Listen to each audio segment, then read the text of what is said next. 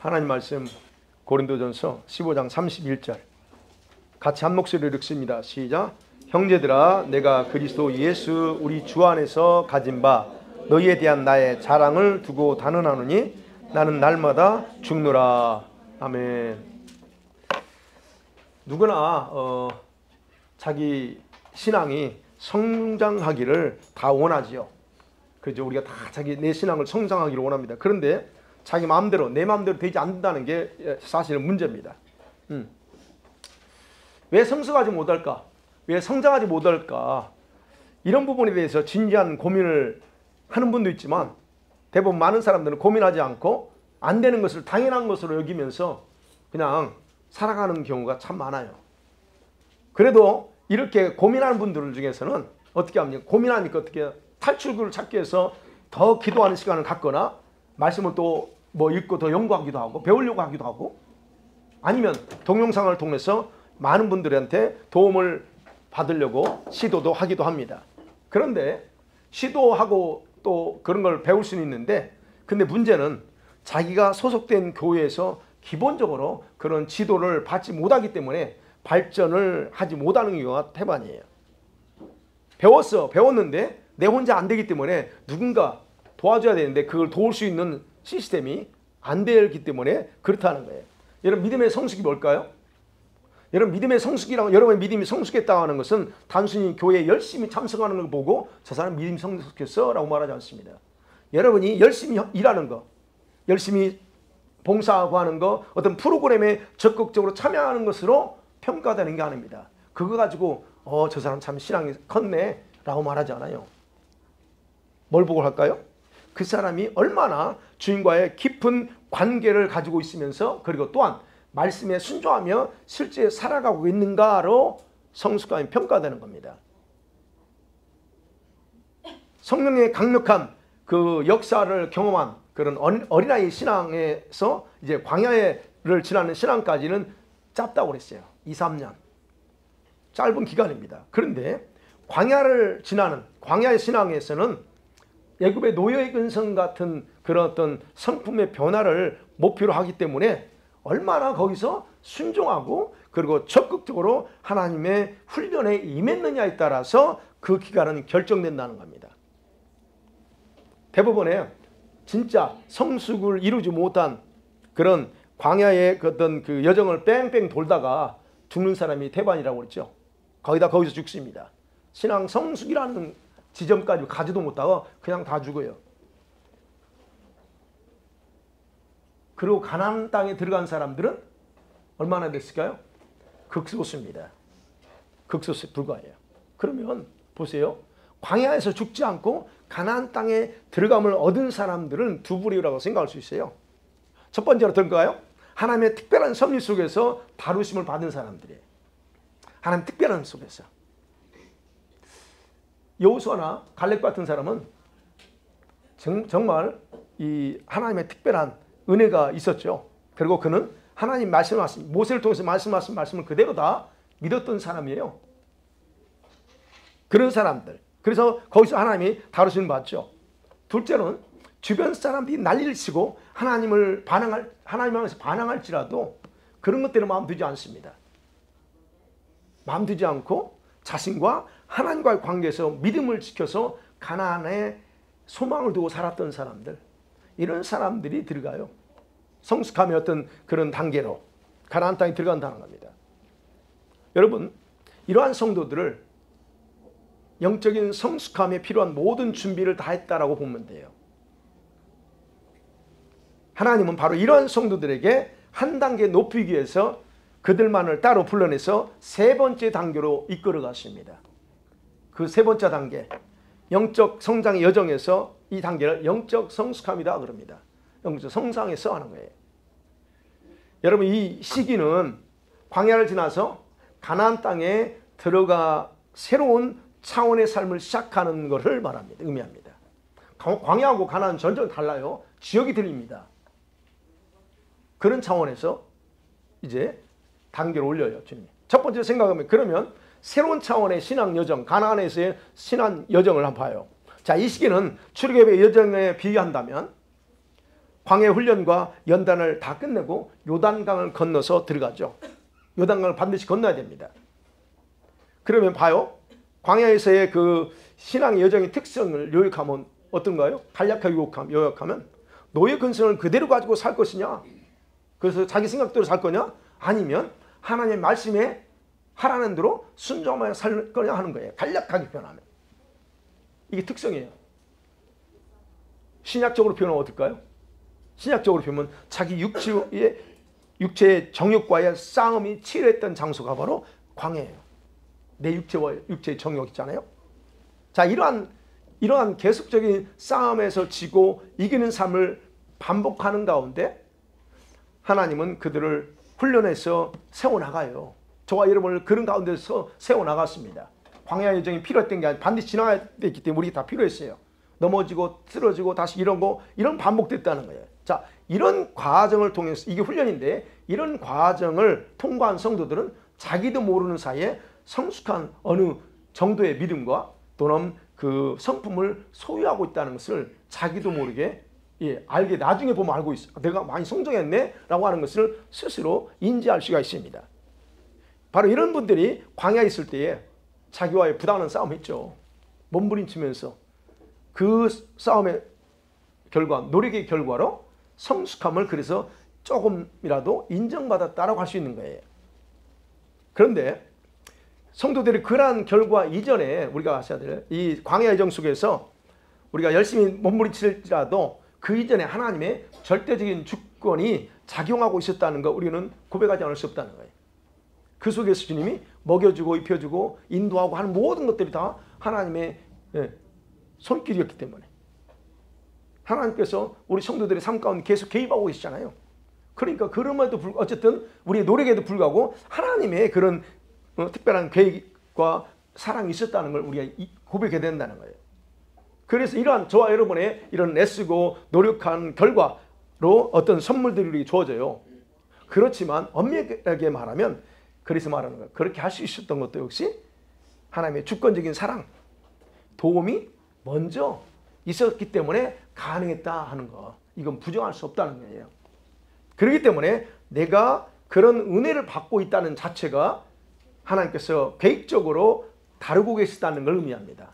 그러니까 여러분과 제가 하나님의 특별한 다루심 속에 있다고 하는 걸 의미한다는 얘기예요. 여기까지 온 거 각각 다 다른 백그라운드 있죠? 그런데 그 지나고 보면 하나님의 특별한 계획 속에서 다름받고 왔다는 거예요. 이런 다루심이요. 이런 다루심에는 뭐가 있을까요? 혹독한 고난이 있었고 시련의 시간이 가장 많이 포함되어 있어요. 그래서 광야 기간에는 굉장히 힘든 과정이에요. 발이 부릅뜨고 먹을 것이 없어 마실 것이 없어 이런 과정들이 얼마나 힘들겠어요. 이런 과정들 여러분 이런 과정들이 힘들었고 또는 다시 돌아가고 싶지 않지만 근데 그런 과정이 있었기 때문에 오늘날 저와 여러분이 이 정도라도 될 수 있다는 건 그 생각하면 그래도 그때 생각하면 아찔하지만 그래도 감사할 수 있어요. 근데 그게 우리만 당하는 거냐? 아니라는 겁니다. 성경에서 대표적인 인물만 두 사람이 요셉과 다윗이에요. 여러분 요셉 생이 잘 알죠? 요셉은 꿈을 통해 자기 의지와 상관없습니다. 꿈을 통해서 하나님의 계획을 위해서 선택받은 축복을 받았어. 그런데 그가 전혀 생각하지 못한 고난의 세월을 통과했죠. 감옥에 들어가야 되고 그게 쉬웠을까요? 어려웠을 거예요. 그 대가예요. 그다음에 다윗은 어떻습니까? 다윗도 마찬가지예요. 다윗이 목동물이 하고 있는데 갑자기 하나님이 선택해서 왕으로 세워버립니다. 그리고 다 좋았냐? 아닙니다. 그도 역시 10년이라는 혹독한 그런 고난의 시간을 보내게 돼요. 근데 다윗은 그걸 가지고 원망하지 않았습니다. 바로 그런 과정 속에서 하나님이 왕의 자질을 만들고 그리고 이 모든 여건들을 이렇게 했다는 걸 알아요. 그래서 바로 이러한 하나님의 주권적인 사랑의 다루심을 받고 성숙함의 단계로 들어가는 이 영적인 성도들은요. 대부분 그들이 이 광야 여정에서 지나면서 연단받았다, 훈련받았다는 거 알아요. 이게 훈련이었구나. 자, 이처럼 성숙함의 단계, 다시 말씀드리면 가나안 땅에 들어가는 단계의 성도들은 새로운 차원에 들어간 거예요. 새로운 차원에 들어간 것이기 때문에 그들에 대한 하나님의 다루심이나 그 다음에 평가도 광야 여정과는 전혀 다릅니다. 과거를 대하시는 주님의 태도와 현재를 대하시는 여러분 태도는 전혀 달라요. 생각도 다르고 평가 기준도 다 다릅니다. 그럼 이 단계에 들어간 성도들은 이제 이론이 아니에요. 이론이 아닌 실제를 경험하는 생활 현장에서 살아가는 거예요. 광야에 있을 때는 듣기만 했잖아요. 한 번도 가본 적이 없어요. 가나안 땅. 근데 그 땅이 젖과 꿀이 흐른데 가본 적이 없는데 상상만 해야 돼. 그게 도대체 어느 정도일까? 그럼 상상만 하고 가는 거예요. 근데 이제는 실제 들어갔어. 가나안 땅 현장에 들어가 있어. 그러면 어떻게 돼요? 실제를 경험하는 생활 현장이에요. 거기는 하나님이 그렇게 약속했던. 그러니까 이 가나안 땅에 들어가서는 때 이스라엘 백성들이 자신들이 육신의 문제를 가지고 씨름하지 않습니다. 육신의 문제가 씨름하지 않아요. 뭘 씨름해 이제? 부족들을 상대하면서 싸울 준비를 해야 돼요. 자기만 있는 게 아니거든. 그래서 첫 번째로 이 단계를 신약적인 표현으로 한다면, 이 단계에 들어간 사람이 신약적인 표현을 한다면 그거예요. 예수 그리스도 안에서 진정한 새로운 피조물이 되는 과정이 바로 이 단계예요. 여러분 고린도후서 5장 17절 그랬잖아요. 그런즉 그리스도 안에 있으면 새로운 피조물이라 이전 것은 지나갔으니 보라 새 것이 됐다 그래요. 거기서 말하면 새로운 피조물이 됐대요. 분명하게 우리 성도들은 예수 안에 있으면 새로운 피조물이라는 걸 다 알고 있습니다. 그런데 실질적인 면에서 새로운 탄생으로 존재가 되었다는 것이지, 그 의미는 실제적으로 다시 재창조됐다는 존재, 그걸 의미하는 거지 실제 생활에서 실제가 되었다는 뜻이 아니에요. 이 말 이해됐어요? 그럼 별도 문제라는 겁니다. 내가 새로운 사람이 됐어. 이건 현재 내가 존재나. 근데 문제는 어떻게 해야 돼? 내가 실제 삶에서 새롭게 된 삶을 어떻게 해야 돼요? 실제 생활에서 실제가 되는 것이 중요합니다. 그래서 이론적으로 새롭게 됐다고 말하는 것은 논리 불가한 거예요. 나 새롭게 됐어. 여러분 백날 외쳐보세요 혼자. 근데 실제 삶에서는 새롭게 안 되는 삶을 살면 그게 새롭게 된 거예요? 아니라니. 지금 얘기하는 거네요. 가나안 땅에 들어갔어. 그러면 가나안 땅에서는 거기에 맞는 실제 생활을 해야 돼요. 바로 이런 의미다 하는 거예요. 새로운 피조물의 실제적인 피조물. 그러니까 여러분 이미 구원 받았어요. 근데 온전한 구원을 이뤄가야 됩니다. 맞죠? 온전한 구원을 이뤄가야 돼요. 끝난 게 아닙니다. 이미 예수님과 함께 십자가의 정과 욕심을 십자가에 못 박았다. 이미 성경은 갈라디아서 5장 25절 십자가에 못 박았다. 그걸 끝입니까? 아니 못 박은 것을 때 저는 실제 삶을 살아가면서 그걸 이뤄가야 되는 거예요. 이게 바로 성숙함의 단계에서 삶을 살아가는 방법이에요. 새로운 피조물도 마찬가지잖아요. 새로운 피조물이 됐다고 할 때 새로운 피조물은 신분의 변화가 있지만 실제적인 피조물이 되기 위해서는 어떻게 돼요? 생활을 통해서 이뤄가야 되는 과정과 똑같다는 얘기예요. 그래서 여러분이 보세요. 어떻게 보면 내가 성숙함 단계에 온 것 같기도 하고. 보세요. 광야에 머물러 있는 신앙의 단계에서는요 항상 뭘 강조할까요? 구원 받았다는 것만 강조합니다. 구원의 문제를 항상 씨름해. 내가 정말 구원 받았을까? 여러분 언제까지 그걸로 고민할게요? 여러분 구원 받았어요? 끝난 거예요. 그럼 우리는 뭘 해야 돼요? 구원 받았는가가 아니고 이제는 구원을 이뤄가는 게 중요한 거예요. 근데 우리는 조금만 죄를 지면 내가 혹시 구원 받았나? 아니면 또 이게 그래서 광야에 머무는 단계는 항상 구원 받았다는 것만 강조해요. 십자가에 못을 박은 것과 그 다음에 새로운 피조물이 되었다는 것만 강조해요. 새로운 피조물이야 걱정하지 마. 그것만 강조해요. 광야 여정의 단계를 벗어나지 못한 갈등을 반복합니다. 항상. 여러분이 광야의 신앙에 머물러 있는지 가나안 땅에 들어간 그런 신앙인지를 구분하는 내용이에요. 이게 간략하게 표현하면. 여러분과 제가 성숙함의 단계에 이르면 이런 문제들에 대해서는 이미 자유하게 돼요. 더 이상 그걸로 고민하지 않습니다. 여러분이 광야에 벗어났거든. 광야에 벗어나서 가나안 땅에 들었다는 건 뭐 해야 돼요? 거기 이제 실제 맞는 삶을 살아야 된다고 했잖아요. 그렇기 때문에 성숙함의 단계는 이론이 아니고 실제적인 삶을 통해서 존재 자체를 증명하면서 살아가야 되는 단계가 2단계입니다. 여러분 어떤 단계인 것 같아요? 예? 어떻게 보면 내가 거기 있는 것 같기도 하고 어떻게 보면 내가 올라가 있는 것 같기도 막 짬뽕돼 있죠. 여전히 육신의 정욕의 문제로 고민하며 갈등하고 있는가 아니면 말씀을 실제화시키는 삶을 살고 있는가 하는 거예요.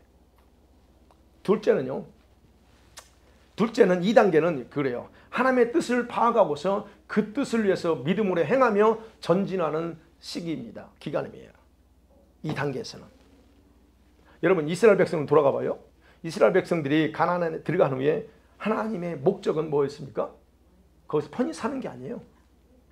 일단은 가나안 북쪽과 싸워서 정복하는 거예요. 그리고 나서 정복하고 나서 이제 그러는 거예요. 다시 말씀드리면 하나님은 그들을 싸움꾼으로 준비시켜서 자신의 뜻을 준다고 그랬잖아요. 근데 다른 애들이 주인 노릇하고 있어. 그러면 싸워서 뺏는 것이 하나님의 뜻이에요. 그러면 바로 하나님은 그들을 싸움꾼으로 준비해서 자신의 뜻을 완성하고 싶은 게 바로 하나님의 뜻이었다는 거예요. 원하는 것이라는 거예요. 이스라엘 백성들이 광야에 있을 때 몇 번 싸웠죠. 싸움 경험했습니다. 그러나 그건 어디까지나 가나안 땅에 들어갈 경우를 대비하도록 했긴 했어요. 그런데 대부분 다 죽었어. 부모 세대들이. 모압 평지에 도착한 세대들은 어떤 세대예요? 그때 20세 이하의 세대들하고 광야에서 태어났던 그런 세대들이야. 그래서 그들은 싸움 경험이 없어. 적어도 한 번쯤 경험했어. 지금 모압 평지에서 그 외에는 없습니다. 싸워본 적이 없어요. 그런데 하나님은 그 후에 그들을 가나안 땅으로 들이보내요. 그리고 이곳에서 하나님은 그들을 자신의 뜻을 위해서 믿음으로 싸우라고 명령합니다. 딱 한 번 싸워봤는데 너 가서 싸워 그럽니다. 아이 싸워 좀 이렇게 경험 있으면 담대할 텐데 싸워보지도 않았는데 한 번 싸워보고 보고 나서 가서 싸우래요. 여러분 그러니 보세요. 이 시기에서 하나님은 이렇게 다루십니다. 성도들을 성숙함의 열매를 해서 성도들 직접 앞서서 행하시면서 너 믿음을 해 라고 얘기하는 거예요. 근데 문제는 여기에요. 성도들이 이럴 때 머뭇거릴 수 있다는 거예요. 가나안 땅에 들어간 백성들 여호수아서 보세요. 머뭇거려요. 가 정복해라. 근데 쉽게 안 됩니다. 왜? 안 싸워봤거든요. 바로 이러한 머뭇거림. 이 머뭇거림은 하나님의 계획의 타이밍을 흔드는 결과를 초래하기도 합니다. 물론 또 하나님이 다 어저스트하지만 계속적으로 머뭇거리면 하나님의 계획은 흔들려버려요. 그래서 하나님은 믿음으로 행동하며 전진하라고 명령하는 거예요. 가 그냥. 그럼 내가 가서 다 할 테니까 하는 얘기예요. 이 머뭇거림을 직접적인 행동으로 바꾸기 위해서 하나님은 광야와 다른 영역에서의 그들의 생각을 다루세요. 뭐가 문제예요? 생각이 문제입니다. 그들의 생각이 문제. 그것은 뭘까요? 자기 외부에 있는 적에 대항해서 싸우는데 방해되는 자기 내면의 성품들이에요. 분명히 명령합니다. 걱정하지 마. 가. 근데 안 가는 이유가 뭘까요? 내면의 문제예요. 외면은 바뀌는 게 아니고. 그냥 눈에 볼 때는 쟤네들이 강해 보이니까 겁을 먹을 수 있지만 그 강한 걸 겁을 먹는 것은 나의 내면이요. 그러니까 안 움직여요. 그러니까 바로 여기에서는 바로 그런 내면의 성품들을 다루기 시작합니다. 가나안 부족들 영적인 특성 얘기 말씀드렸죠. 영적인 7가지 특성이 뭐 있습니까? 두려움과 공포예요. 그들 보면 두려워, 해적성이나 이런 것들. 두려움과 공포. 우리 속에 그런 게 있죠. 그러면서 뭡니까? 처리되지 않는 아주 육신적인 더러움과 쾌락들이 있어. 그게 부족들의 한 부족 중에. 아니면 어떤 경우는 안일함과 망상적인 생각 이런 것들이 있고 아니면 교만과 자만이 내 안에서 계속적으로 살아 움직이기도 하고 아니면 어떤 경우는 낮은 자존감 때문에 자꾸 혼란스러워 혼동하는 것. 어떤 경우는 반대로 자신의 탁월하다고 믿어. 자신의 탁월함에 따른 다른 사람 비판하고 정죄하는 이런 성품들 7가지 성품만 말씀드리면요.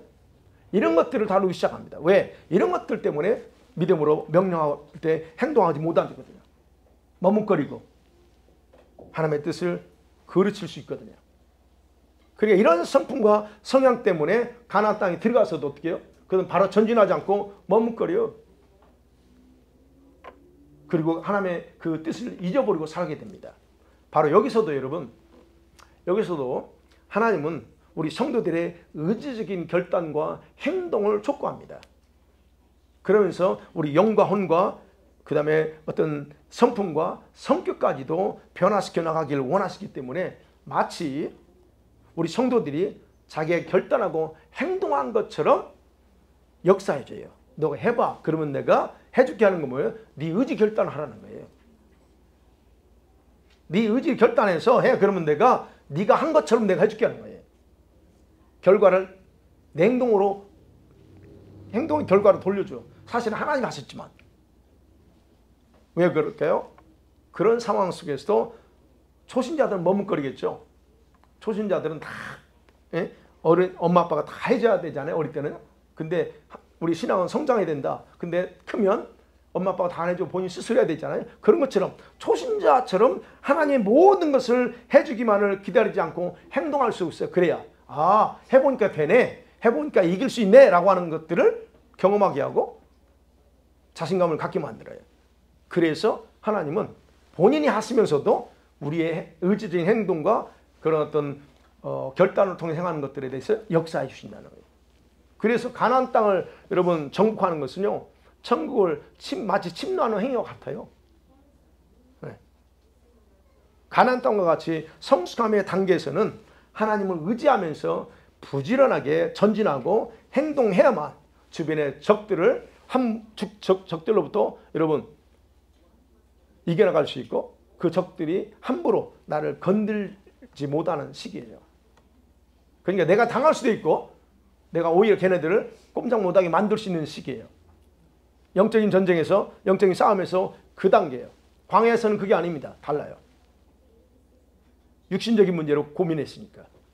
자, 그래서 이런 성숙함의 단계에 이것을 이루지 못하게 되면 반대로 어떻게 합니까? 원수의 공격으로 무너지거나 아니면 광야 단계처럼 세속적인 죄에 빠져드는 그런 일을 경험하게 되고 또 그럴 수 있습니다. 그럴 때에 하나님은요.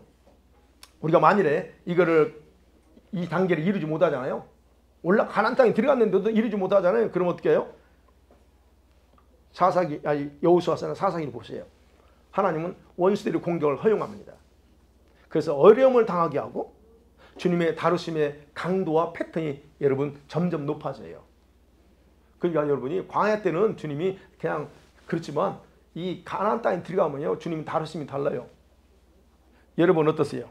여러분의 믿음의 삶이 하나님의 뜻을 이루기 위해서 전진하고 행동하지 않고 어제나 오늘이나 뭐 그냥 동일한 패턴으로 그 패턴을 벗어나지 못하고 있는가? 아니면 그 반대인가? 어떤 것 같아요? 여러분이 더 깊은 성숙함에 이루고자 한다면 어떻게 해야 돼요? 전진해야 됩니다. 네. 행동을 중단해서 안 된다는 거예요. 그래서 반드시 받은 은혜에 합당한 행동과 씨앗을 뿌리는 삶을 살아가야 되는 게 가나안에 들어갔을 때의 성숙함에 이른 성도들의 삶의 모습입니다. 그 다음 또 하나 생각해요. 그러면 이때 이렇게 올라갔어요. 그러면 여기서 맺어야 될 열매가 있어요. 성숙함의 열매. 자, 성령세를 받을 초기에 우리가 이런 좀 변화 있었어요. 그죠? 지금 가나안 땅에 들어간 것 같은 좀 변화가 있었어요. 성령세를 좀 받았을 때는. 근데 그건 순간적입니다. 여러분 성령세를 받으면 그냥 뒤집어지는 게 아니에요. 잠깐 순간적이에요. 왜냐하면 그때는 성령의 강력한 강권적인 그런 어떤 도심 안에서 잠시 나타나기 때문에 그런 어떤 현상들이 그렇기 때문에 그런 거예요. 그렇기 때문에 그것이 내가 성령 처음 했다고 내 신앙 영적 성장을 이루는 것이 아니기 때문에 잠깐 순간적인 그거는 이때는 어때요? 여전히 어린아이요. 성령 체험하고 성령 그 세례를 받았을 때 여러분 신앙이 성장했을 때 받았습니까? 아니 어린아이 때 대부분 다 어린아이 때 받았어. 그럼 그 어린아이 때 성령 세례 받았다고 그 갑자기 어른이 되냐? 아니라는 거예요. 그래 여전히 어린아이 수준이야. 그러면 시간이 지나면서 어떻게 반복되죠? 빛과 어둠 속에 있다가 죄와 이 의를 행하다가 불의와 진리의 삶을 계속 반복하면서 이랬다 저랬다 왔다 갔다 하면서 삽니다. 그러면 이때 우리가 그래서 여러분이 성령 체험하고 뭐 은사 받았어도 넘어지는 건 당연한 거예요. 그거. 넘어지지 않기를 원하지만 넘어지는 건 당연합니다. 왜요? 이때는 진짜 열매를 맺고 싶었지만 열매를 맺을 수가 없어요. 거의 합당한 열매에 해당되지 않아. 어린아이들이 어떤 열매를 맺겠어요. 모양은 만들 수 있겠죠. 정확하게 이해하셔야 돼요. 영적인 관점에서. 그러니까 얘기하는 거예요. 열매 맺으려고 몸을 쳐는데도 뭔가 모양이 있는 것 같은데 돌이켜보니까 그게 합당한 열매가 아니었어요. 이게 지금 그래서 나오는 거예요. 자, 그러면 우리가 이런 걸 경험했습니다.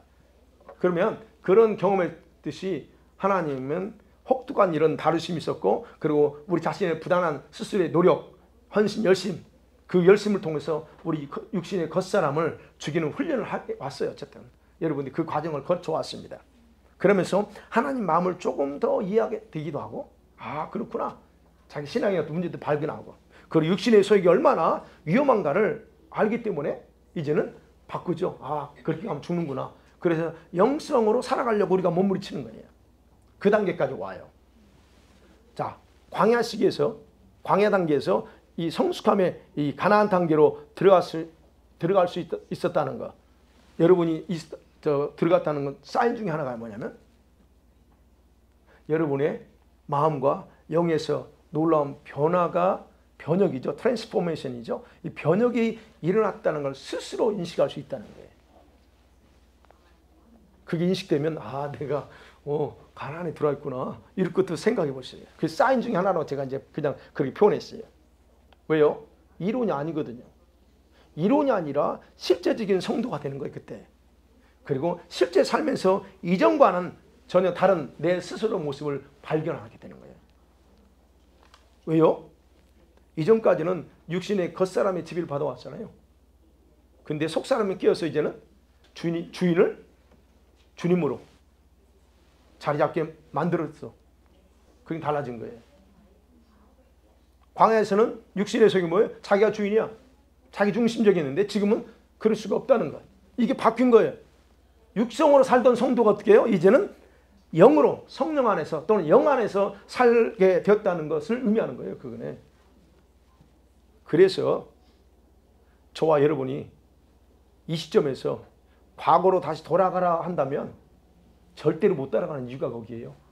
못 돌아가요. 돌아갈 수 있을 수도 있죠. 근데 그런 사람들은 히브리서 6장의 결과예요. 한번 비침을 받고 타락한 자들은 회개할 기회가 없어요. 이게 거기서 나오는 거예요. 이제 거기에 그런 사람이 해당되는 거예요. 어찌됐든 여러분 이게 속사람의 변화라는 겁니다. 이게 성숙함을 위한 단계에 들어가는 관문에서 나타나는 거예요. 자, 그러면 속사람의 생명이 내 속에서 온전하게 작동되면서 내 성격도 바뀌는 거고 내 행동도 변하게 되고 좋아하는 것도 변해요. 자기 중심적인 성향이 점점점 죽어가기 시작하는 겁니다. 주님의 눈치를 더 보게 돼 이제. 예전에는 안 그랬어. 근데 주님의 눈치를 더 봐. 그러면서 자기 중심적인 유익을 고려하잖아. 이제는 내가 손해보면 손해보지 절대 이렇게 바뀌어요. 이 변화가 바로 성숙함의 열매라는 겁니다.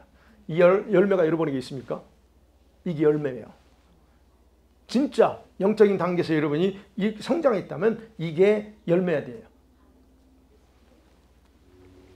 그런데 이 열매는 완전해진 것이 아닙니다.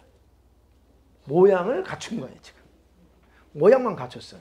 그래서 성숙함의 단계에 와서도 여전히 광야 단계와 같은 습관과 행동은 계속 또 나타날 수 있어요.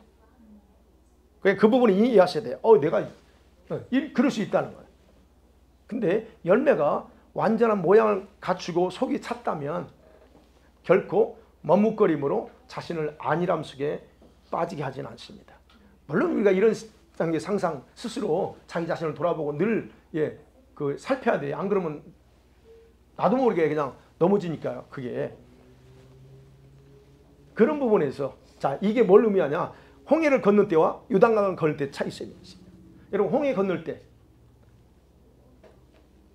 요단강을 건널 때 여호수아가 요단강 건널 때 이렇게 저렇게 하라고 할 때 아무런 말 없이 그들 순종을 따라가요. 순종 따라가는 거예요. 그런 의미라는 거예요. 왜냐하면 광야에서 하나님의 다루심 받았기 때문에 뭔지를 알아. 그래서 가는 거예요. 자, 그래서 성숙함의 열매는 그런 식입니다. 얼마나 하나님 앞에 다루심을 받아서 훈련 받았느냐와 비례하는 거예요. 여러분이 광야에서 훈련 받은 만큼 여러분 열매는 이게 만들어질 수 있어요. 광야에서 훈련이 없으면 편하게만 왔으면 여러분들은 그래요. 물론 하나님이 그 광야에서 훈련할 때 쓰심의 용도에 따라서 이제 강도가 세요. 쓰고자 하는 사람은 강하게 훈련하는 사람이 있고, 그냥 적당히 중간 정도 하고, 그 다음에 그냥 레벨로 따지면 3 정도, 최하 3 정도 그냥 무난히 강하게 하는 사람들일 수 있고, 두 번째 단계, 그건 하나님이 쓰시고자 하는 그 용도에 따라 달라요. 내가 빡세게 훈련받았다면 주님이 나를 적어도 그 좀 쓰려고 하는구나 알 수 있고, 중간 정도면 이럴 수 있다는 거. 이거를 통해서 우리가 분별할 수 있어요. 제가 말씀드렸잖아요. 신학을 공부하면서부터 얼마나 훈련이 연단이 너무 많았는지, 그리고 도대체 왜 하나님 나한테만 그러냐고 따지고 그랬다고 했죠. 여러분, 훈련을 받은 만큼 성숙함의 열매는 그래서 속이 채워지게 돼 있다는 거예요. 그렇기 때문에 광야에서의 훈련이 혹독할 때 여러분 기억하고 있죠? 너무 힘들었어. 그것은 하나님께서 여러분과 저에게 맞는 프로그램 중에 하나 있다라고 생각하셔야 돼요. 생각하고 싶지도 않아. 그렇죠. 그죠? 그러나 그게 하나님의 플랜 중에 하나였어요. 지금도 여러분 이런 모양 저런 모양으로 훈련 중에 있습니까? 그렇다면 반드시 그걸 통과하셔야 돼요. 말씀 맺어볼게요. 여러분, 성숙함의 단계는 광야 단계를 거친 후에 반드시 필요해요. 가능한 거예요. 그냥 광야 단계 없이, 훈련 없이 그냥 성숙함을 이루지 못합니다. 광야에 훈련 없이 내 믿음이 성숙할 거라고 기대하는 거, 그래서 자유예요. 그러나 여러분의 영혼에 유익이 없어요. 그래서 영적인 성숙은 여러분 진정한 영적인 삶의 의미가 무엇인가를 정확하게 이해하고 살아가는 첫걸음 것 같아요. 그래서 뭐지? 이에 대한 정확한 이해를 하고 있어야 돼요. 왜 하나님 나를 이렇게 하시는가에 대한 이해가 필요하다는 거예요.